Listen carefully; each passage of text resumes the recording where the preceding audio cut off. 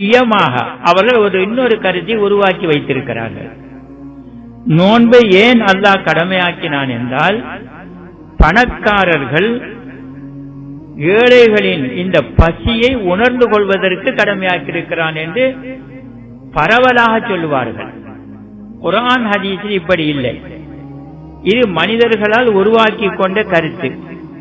சரி, இது சரியா என்று பார்த்தால் இது முற்றிலும் பிழையானது.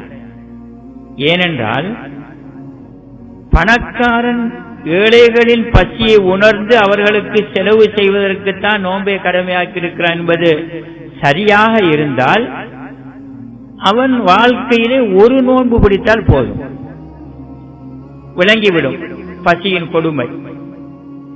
ஒவ்வொரு வருடமும் பிடிக்க வேண்டிய அவசியமில்லை.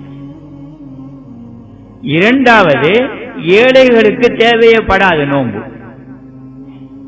அவர்கள் ஏற்கனவே பசியிலே தான் இருக்கிறார்கள். அவர்கள் திரும்ப நோன்பு பிடித்து பசியை உணர்ந்து என்ன செய்ய போகிறார்கள்?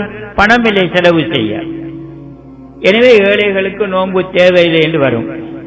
எனவே இப்படி குர்ஆன் ஹதீஸில் இல்லாத விடயங்களை மார்க்கத்திலே நுழைப்பதனால் வரக்கூடிய பாரதூரமான விளைவுகள் தான் இவைகள்.